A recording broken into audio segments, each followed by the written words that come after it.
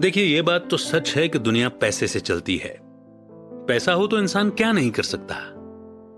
लेकिन क्या आप अपनी वेल्थ को अपने बैंक अकाउंट में पड़े पैसे से तोलते हैं? क्या आप तभी खुश होंगे जब आपके पास $1 मिलियन होंगे? भाई, पैसा बेशक सारी दुनिया को चलाता है, लेकिन वेल्थ और प्रोस्पेरिटी आपको अपनी फुल पोटेंशियल तक पहुंचने की आजादी और सुकून देती है। और इन्हीं कुछ बातों को लेकर के प्रस्तुत है आज की book summary, the psychology of wealth, understand your relationship with money and achieve prosperity, जिसे लिखा है डॉक्टर चार्ल्स रिचर्ड्स ने। डॉक्टर चार्ल्स रिचर्ड्स एक साइकोथेरेपिस्ट, ऑथर, स्पीकर और एजुकेटर हैं। उन्होंने फॉर्च्यून 100 कंपनी के कई सीनियर एग्जीक्यूटिव को मैनेजमेंट और लीडरशिप स्किल्स में 10 साल ट्रेनिंग दी है। उनके क्लाइंट की लिस्ट में IBM, General Motors, Sony, Apple, Motorola और होंडा जैसे बड़े बड़े ब्रांड्स शामिल हैं। इसके अलावा चार्ल्स दुनिया के अलग अलग देशों में सेमिनार, लेक्चर और वर्कशॉप वगैरह भी कंडक्ट करते रहते हैं। तो अगर आप अभी तक अपनी वेल्थ की डेफिनेशन डिसाइड नहीं कर पाए हैं या नहीं समझ पाए हैं, तो फिर आइए इस बुक समरी की शुरुआत करें और वेल्थ और प्रोस्पेरिटी को सही मायनों में समझें। शुरू करते हैं आज की book summary, the psychology of wealth. क्या वेल्थ की कोई फिक्स डेफिनेशन हो सकती है कि इतना पैसा तो इंसान के पास होना ही चाहिए?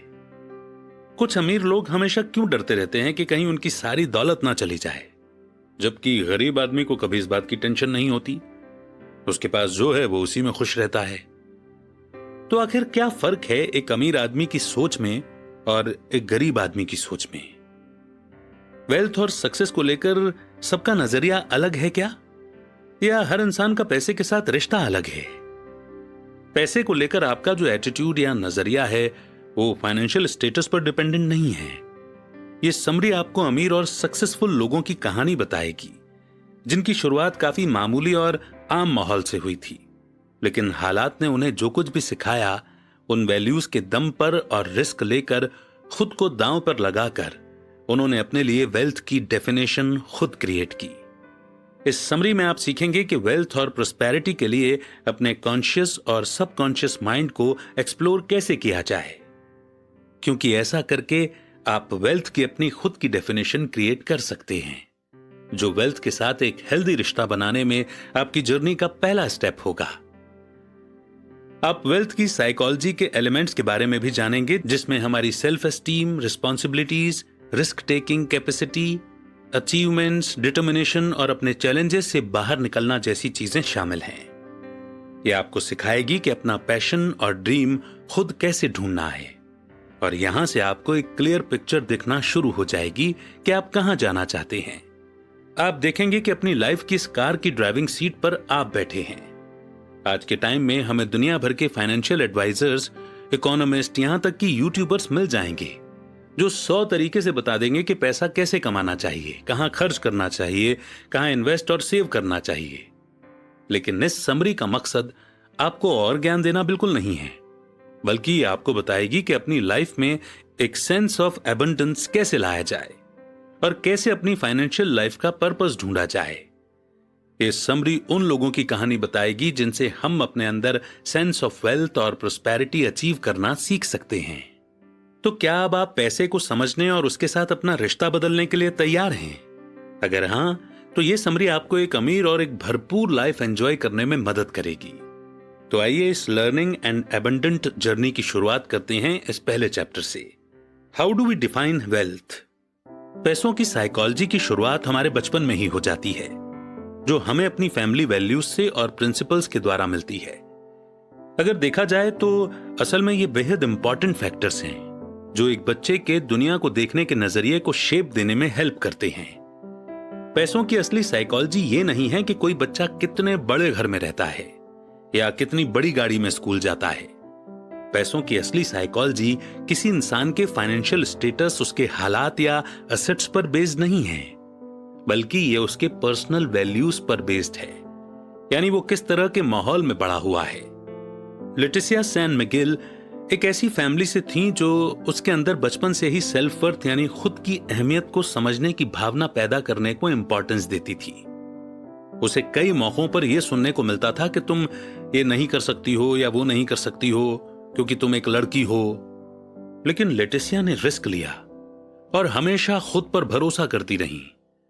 अपने हार्डवर्क और फोकस के दम पर उसे यकीन हो गया था कि वो चाहे तो कुछ भी कर सकती है, और अपनी हर अचीवमेंट के साथ उसके अंदर कॉन्फिडेंस और सेल्फ वर्थ की भावना बढ़ती चली गई। लेटिसिया की सक्सेस उसकी फाइनेंशियल वेल्थ से नहीं बल्कि उसके स्ट्रॉन्ग सेल्फ वर्थ की फीलिंग से बनी थी। वो उन लोगों में से नहीं है जो अपनी खुशियों, अपने सपनों के लिए कुर्बानी देते हैं। उसके लिए पैसा अपनी लाइफ के साथ दूसरों की भी लाइफ इंप्रूव करने का और उनकी सेवा करने का बस एक जरिया है। लेटिसिया ने यह सब अपनी कड़ी मेहनत और पैशन के दम पर अचीव किया है। कई साल बाद स्टेट रिप्रेजेंटेटिव के तौर पर उसने टेक्सास के लोगों की 5 टर्म्स में सेवा की। ऐसा ही सबके साथ होना चाहिए। सबको खुद अपने लिए पैसों को डिफाइन करने का मौका मिलना चाहिए, और ये हम तब कर पाएंगे जब हम पैसों को लेकर अपने कॉन्शियस और सबकॉन्शियस थॉट्स को चेक करेंगे। इंसानों में जो इतनी डाइवर्सिटी है, उसके हालात, बैकग्राउंड, वैल्यूज, उसकी अपब्रिंगिंग और उसके सपने, ये सब मिलाकर फाइनेंशियल सक्सेस को लेकर एक सिंगल अप्रोच बनाना न सिर्फ नामुमकिन है बल्कि बेतुका भी है। जितना बेस्ट आप अपनी सक्सेस डिफाइन कर सकते हैं उतना और कोई नहीं कर सकता। फाइनेंशियल एसेट्स वेल्थ को मेजर करने का सही तरीका नहीं है। बेशक सोसाइटी आपको यह मानने के लिए मजबूर करती रहे, इसके मायने अपने एसेट्स की अकाउंटिंग करने से कहीं ज्यादा हैं। इसे हम लॉटरी विनर्स का एग्जाम्पल लेकर बेहतर तरीके से समझ सकते हैं। साइकोलॉजी ऑफ वेल्थ की नॉलेज न होने की वजह से कितने ही लॉटरी जीतने वाले लोग दिवालिया हो चुके हैं। जो लॉटरी विनर्स किसी तरह अपनी कमाई बचाने में कामयाब रहे और अपना पैसा ग्रो करने का तरीका निकाल पाए, असल में उनके अंदर लॉटरी जीतने से पहले ही एक सॉलिड इमोशनल फाउंडेशन थी। आज न जाने कितने ही लोग अपनी लाइफ से दुखी हैं और पैसे की कमी के लिए हालात का रोना रोते हैं। अगर कभी उनकी लॉटरी लग जाए तो उन्हें लगता है कि सब परफेक्ट हो जाएगा, अब उनके सारे सपने पूरे हो जाएंगे और लाइफ एकदम स्मूथ चलेगी। लेकिन लाइफ कभी परफेक्ट नहीं होती। यहां तक कि अमीर से अमीर लोग भी प्रॉब्लम और चैलेंजेस फेस करते हैं। उतार चढ़ाव सबकी लाइफ में आते हैं, फिर चाहे आप कितने ही स्मार्ट या किस्मत वाले क्यों ना हों। अगर आप इस माइंडसेट के साथ इन मुश्किलों को फेस करते हैं कि आप कभी नहीं हार सकते या दौलत से कभी खाली नहीं हो सकते, तो यकीन मानिए आप चाहे जो भी कर लें पर दिवालिया होने से नहीं बच सकते। लेकिन अगर आप इन मुसीबतों का सामना एक क्लियर हेड के साथ करते हो, बिना किसी घमंड के, तब जाकर आप अपनी असली प्रोस्पेरिटी अचीव कर पाएंगे। रिस्क और फेलियर लोगों को ग्रेट प्रोस्पेरिटी अचीव करने से नहीं रोक सकते। अगर प्लान ए काम नहीं कर रहा है तो अल्फाबेट में और भी लेटर हैं ट्राई करने के लिए। अपने गोल्स तक पहुंचने के लिए और अपने ड्रीम्स पूरे करने के लिए वो किसी भी हद तक जा सकते हैं। उनका फर्स्ट स्टेप होता है वेल्थ और सक्सेस के लिए अपनी खुद की डेफिनेशन डिसाइड करना। नेक्स्ट चैप्टर है the evolution of wealth. Wealth का डेफिनेशन कभी एक सा नहीं रहता बल्कि लगातार बदलता रहता है। टाइम के साथ साथ अच्छी जिंदगी जीने के लिए हमारा स्टैंडर्ड भी काफी चेंज होता रहा है और बीते कुछ दशकों से तो इसमें काफी बदलाव आए हैं और ये बदलाव अभी भी जारी हैं। आज जो चीज हमारे लिए लग्जरी में शुमार है, कल को वही जरूरत का सामान बन जाएगी। इसलिए हम फिर से यही कहेंगे कि वेल्थ को मेजर करने का स्टैंडर्ड लगातार इवॉल्व हो रहा है। हालांकि इन सारे बदलावों में कॉमन चीज एक ही है, एक ज्यादा बेहतर लाइफ जीने की ख्वाहिश। ये अच्छी बात है क्योंकि इससे हमें यह पता लगाने के और भी मौके मिलते हैं कि वेल्थ के लिए हमारा स्टैंडर्ड आखिर क्या है। बेसिक जरूरतों के जमाने में इंसान की वेल्थ और सक्सेस को इस चीज से तौला जाता था कि उसके पास कितनी जमीन और खेती बाड़ी है। उस वक्त किसी इंसान की जमीन जायदाद से ही उसकी हैसियत का अंदाजा लगाया जाता था। ज्यादा जमीन का मतलब होता था एक बड़ा घर, अच्छी खेती बाड़ी और दूध देने वाले जानवर। फिर उसके बाद बेसिक कन्वीनियंस यानी कि सुविधाओं का जमाना आया, जहां इंसान को लोन मिलने में और भी आसानी होने लगी और नए नए सोर्सेज अवेलेबल हो गए थे। लोन लेना हमेशा से ही अमीरों के लिए रिजर्व रहा था। ये लोग बड़ी बड़ी इन्वेस्टमेंट करने के लिए पैसा उधार लेते थे और इस इन्वेस्टमेंट की बेसिस पर और ज्यादा पैसे कमाते थे। लेकिन इकोनॉमिक ग्रोथ के लिए सिर्फ अमीरों को ही नहीं बल्कि आम लोगों को भी लोन दिया जाना चाहिए। बिना लोन के कई लोग कास्ट सिस्टम यानी कि जाति प्रथा में फंस के रह जाएंगे और शायद इससे कभी भी बचकर नहीं निकल सकते। तो जैसे जैसे क्रेडिट अवेल करने की फैसिलिटी बढ़ती गई, मिडिल क्लास लोगों का स्टैंडर्ड भी इंप्रूव होता गया। अब मिडिल क्लास का आदमी भी लोन लेकर खुद का बिजनेस कर सकता था। कुल मिलाकर के ये एक बड़ा रेवोल्यूशन था जिसने सबके लिए प्रोस्पेरिटी के दरवाजे खोल दिए थे। सिंगर सिलाई मशीन ने वर्ल्ड की पहली इंस्टॉलमेंट प्लान निकाली थी।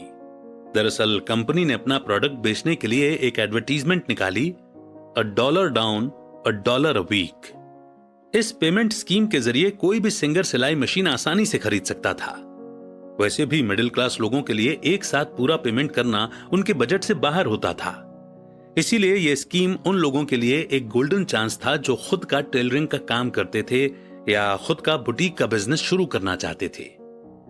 सिंगर सिलाई मशीन टेलर्स को और भी एफिशिएंट बना देती थी। पहले एक शर्ट को बनाने में 14 घंटे लगते थे, लेकिन सिंगर सिलाई मशीन से 1 घंटे में शर्ट बनकर तैयार हो जाती थी। सिंगर सिलाई मशीन हिट हो गई। इसके बाद कई और घर के प्रोडक्ट बनाने वाली कंपनियों ने भी यही स्ट्रेटेजी फॉलो की। उन्होंने कस्टमर्स को इंस्टॉलमेंट क्रेडिट प्रोग्राम ऑफर करना शुरू कर दिया। लोग सामान लेकर जाते और मंथली बेसिस पर थोड़ा थोड़ा पैसा भरते रहते। इससे हुआ ये कि लोग क्रेडिट पर अपनी जरूरतों का हर सामान खरीद लेते थे और इस तरह उनका लिविंग स्टैंडर्ड भी इंप्रूव होने लगा था। अब क्योंकि रोजगार के नए मौके लोगों को मिलने लगे थे, इसलिए लोगों की परचेजिंग पावर भी बढ़ गई थी। आज के टाइम की अगर बात करें तो ज्यादातर लोगों के पास बेसिक जरूरतों का हर सामान है। यहां तक कि यूएस सेंसस ब्यूरो ने जिन्हें गरीब करार दिया है, उनके पास भी जरूरत की हर चीज है। इससे पता चलता है कि बीते कुछ दशकों के मुकाबले आज सोसाइटी में सबका स्टैंडर्ड ऑफ लिविंग इंप्रूव हुआ है, चाहे वो गरीब हो या अमीर। किसी जमाने में जो लग्जरी फैसिलिटी एक अमीर फैमिली एंजॉय किया करती थी, उससे कहीं बढ़कर चीजें आज आपको एक एवरेज अमेरिकन घर में मिल जाएंगी। तो यानी यार्डस्टिक या स्टैंडर्ड काफी आगे तक बढ़ गया है। लेकिन क्या प्रोस्पेरिटी की इस बढ़ोतरी ने हमारे सेटिस्फैक्टरी लाइफस्टाइल की उम्मीदों में गड़बड़ी पैदा की है?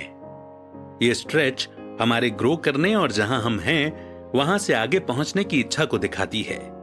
और हो भी क्यों ना, आखिर यही तो इंसान की फितरत है कि वो कभी सेटिस्फाइड नहीं होता।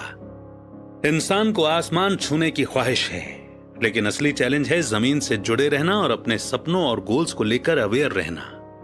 हमें आज के इस मीडिया की चकाचौंध के दौर से बचकर रहना चाहिए, जो हमें ज्यादा कमाने और ज्यादा से ज्यादा खर्च करने का लालच देता है। इस बात की इंपॉर्टेंस को समझने के साथ बढ़ते हैं आगे नेक्स्ट चैप्टर की ओर, self esteem and its influence on wealth.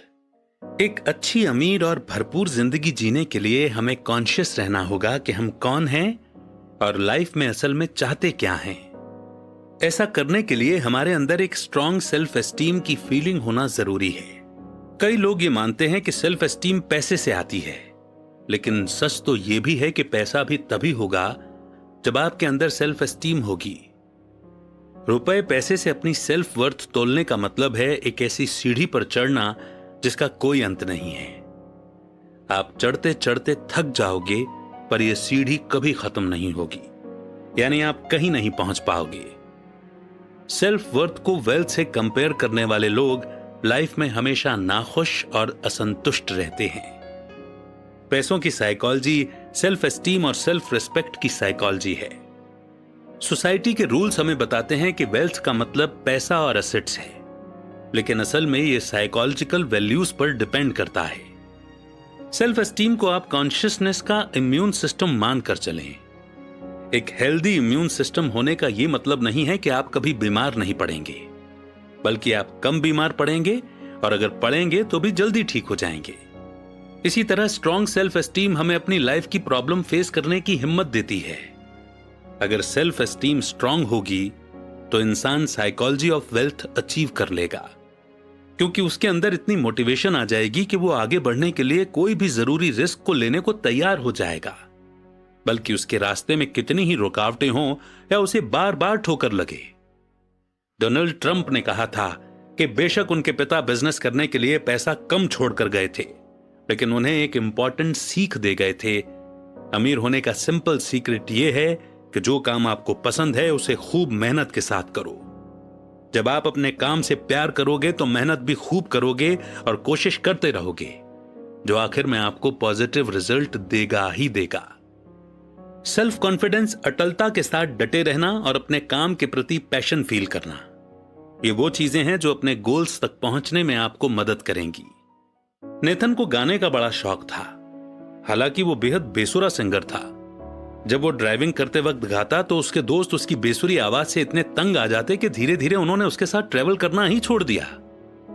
फिर करीब 1 साल के बाद उसके फ्रेंड्स उसके साथ फिर से कार राइड पर निकले, लेकिन इस बार उनकी हैरानी का ठिकाना नहीं रहा जब उन्होंने नेथन को किसी प्रोफेशनल सिंगर की तरह एकदम सधी हुई आवाज में गाते सुना। नेथन को गाने का शौक तो पहले से ही था, बस उसकी आवाज की क्वालिटी उतनी अच्छी नहीं थी, लेकिन उसके अंदर सिंगिंग का इतना जबरदस्त पैशन था कि उसने दिन रात प्रैक्टिस करके अपनी वॉइस क्वालिटी इंप्रूव कर ली थी। इसके कुछ ही दिनों बाद उसने एक बैंड ज्वाइन कर लिया और उसमें बतौर लीड सिंगर गाने लगा। यह थी नेथन के सिंगिंग करियर की शुरुआत। उसके बाद उसने कभी पीछे मुड़कर नहीं देखा। लोग उसकी आवाज के दीवाने हो गए। जहां जहां वो अपने बैंड के साथ टूर पर जाता, लोग तालियों से उसका स्वागत करते। लेकिन सेल्फ एस्टीम कोई ऐसी चीज नहीं है जो हम किसी को दे दें।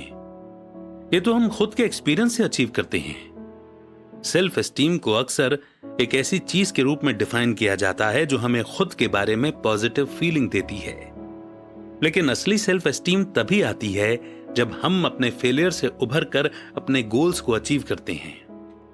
Living consciously.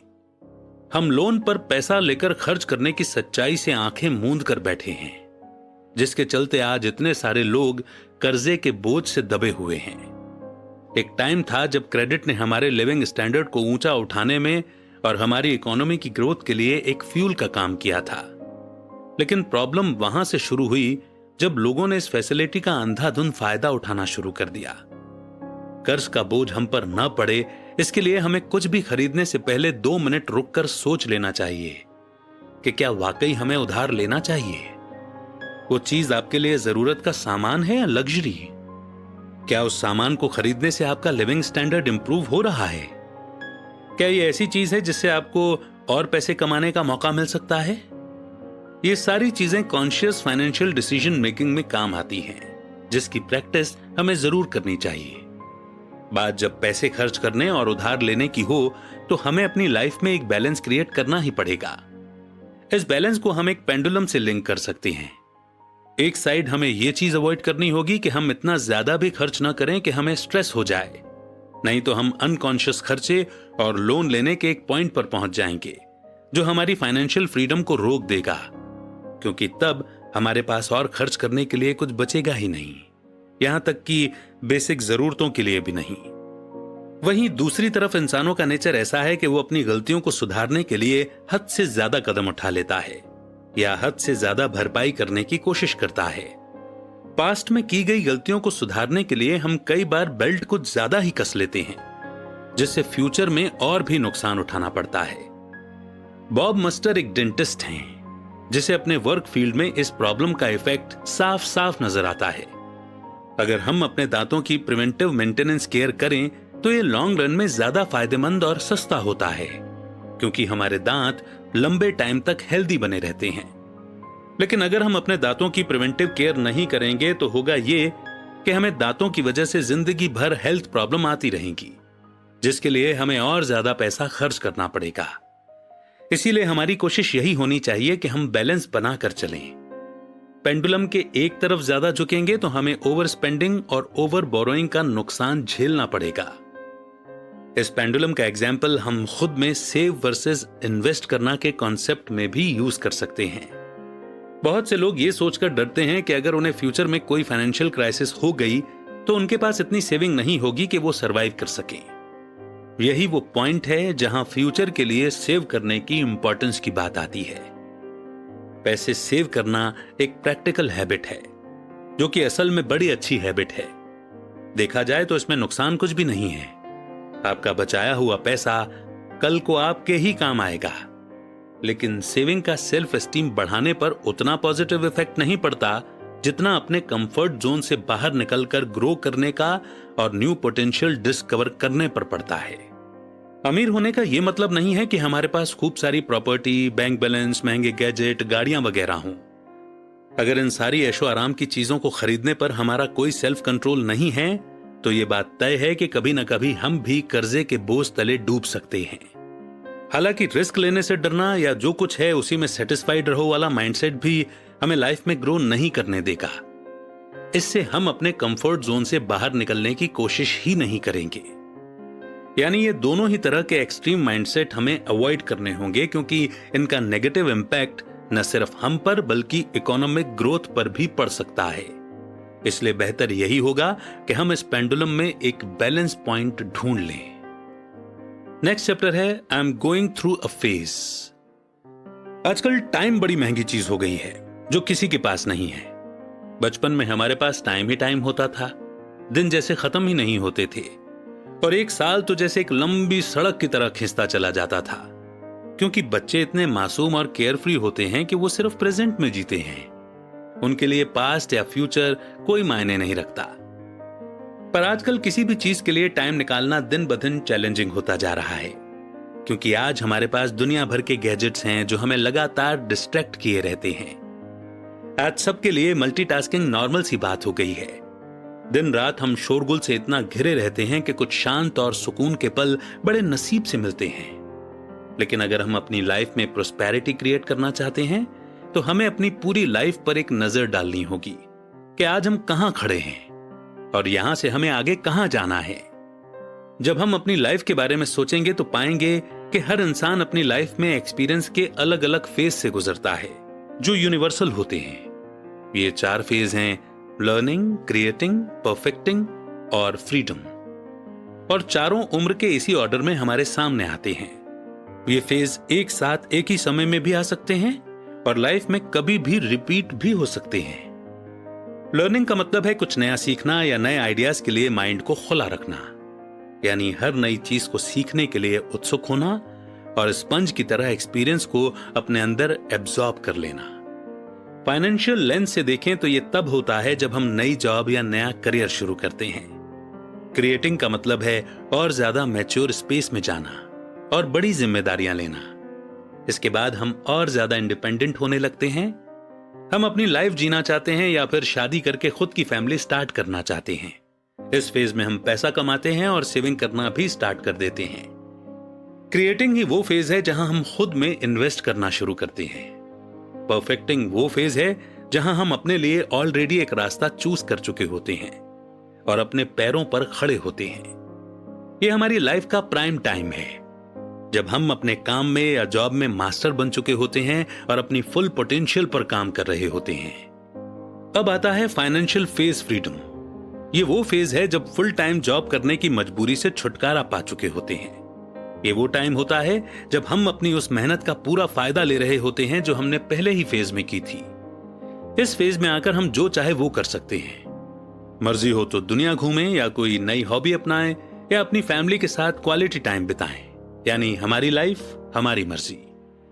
ये चारों फेज फ्लूइड हैं जो हमारी लाइफ के किसी भी पॉइंट पर घट सकते हैं। कोई भी किसी उम्र में कुछ भी स्टार्ट कर सकता है, जैसा माइकल स्टर्न ने किया था। माइकल तब अपने मिड 30s में था। उसके पास एक अच्छी जॉब थी, उसे अच्छी सैलरी मिलती थी, लेकिन फिर भी वो दुखी था। कायरोप्रैक्टिक मेडिसिन उसका असली पैशन था। उसने एक दिन तय कर लिया कि वो अपना सब कुछ दांव पर लगा देगा और अपना सपना जरूर पूरा करेगा। वो एक कायरोप्रैक्टर बनना चाहता था, पेशेंट की रीढ़ की हड्डी को दबाकर बीमारी का इलाज करने वाला डॉक्टर। हालांकि ये काम भी अपने आप में बड़ा चैलेंजिंग था। माइकल ने सबसे पहले तो अपनी जॉब छोड़ी और कुछ लोन वगैरह लिए ताकि स्कूल के खर्चे उठाए जा सकें। उसे एक नया साइकिल स्टार्ट करना था, इसलिए उसने फर्स्ट फेज के साथ शुरुआत की, जो थी लर्निंग। उसके बाद से माइकल एक लाइसेंस्ड कायरोप्रैक्टर बन गया और प्रैक्टिस करने लगा। इस फील्ड में उसने कटिंग एज टेक्नोलॉजी क्रिएट करने में काफी हेल्प की है। आजकल जिससे भी पूछो वो यही कहता है कि उसके पास टाइम नहीं है। लोग टाइम न मिलने का रोना रोते हैं, लेकिन उन्हें एक बात समझनी होगी कि अगर अभी उनके पास टाइम नहीं है तो कभी भी नहीं होगा। यानी जो करना है आज और अभी करो और अपनी लाइफ का एक नया चैप्टर स्टार्ट करो। और अब वक्त है कंक्लूजन का। इस समरी में आपने वेल्थ और प्रोस्पेरिटी की साइकोलॉजी के बारे में जाना।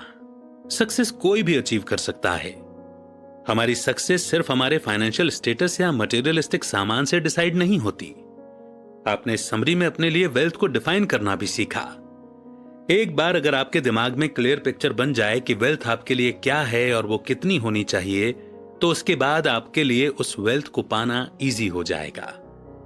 आपने वेल्थ की हिस्ट्री और इवोल्यूशन के बारे में समझा और यह भी जाना कि कैसे वेल्थ एक यूनिवर्सल कॉन्सेप्ट के रूप में लगातार इवॉल्व करता जा रहा है।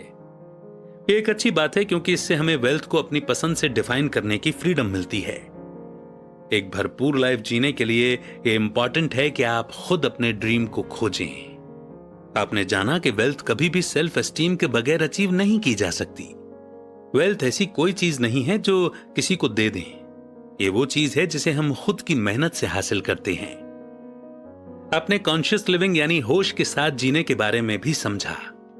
हम लाइफ के बड़े बड़े सपने देखते हैं, हमारी उम्मीदें काफी बड़ी होती हैं, लेकिन हमें ये सब जमीन पर रहकर प्रैक्टिकली सोचना चाहिए और हमें अपने खर्चों और उधार लेने की हैबिट को कंट्रोल करना सीखना होगा। वेल्थ के कई फॉर्म हो सकते हैं। ये एक फ्लूइड कॉन्सेप्ट है। असल में वेल्थ को मेजर करने का स्टैंडर्ड लगातार बदल रहा है। इसका मतलब है कि हम अपने लिए वेल्थ का कॉन्सेप्ट खुद डिसाइड कर सकते हैं और अपनी प्रोस्पेरिटी के लिए अपनी शर्तों पर काम कर सकते हैं। हम भी एक अमीर जिंदगी जी सकते हैं। सिर्फ और सिर्फ वेल्थ के पीछे भागने से हमारी लाइफ को कोई वैल्यू या मीनिंग नहीं मिलने वाला और न ही हमें बहुत कुछ अचीव करने की फीलिंग महसूस होगी, बल्कि इसके बजाय अगर हम अपनी लाइफ में एक मीनिंग या कोई ऊंचा मकसद ढूंढने की कोशिश करते हैं, तभी वो हमारे लिए वेल्थ लेकर आता है और हम सच्चे मायनों में अमीर बन सकते हैं। और हम ये उम्मीद करते हैं कि इस समरी को पढ़ने और सुनने वाले गिगलर्स इन कॉन्सेप्ट्स को गहराई से समझेंगे और इससे मिलने वाली लर्निंग को प्रैक्टिकली इंप्लीमेंट करेंगे। कैसी लगी आपको ये बुक समरी? कौन सा पॉइंट आपको सबसे अच्छा लगा? कमेंट सेक्शन में जरूर बताइएगा।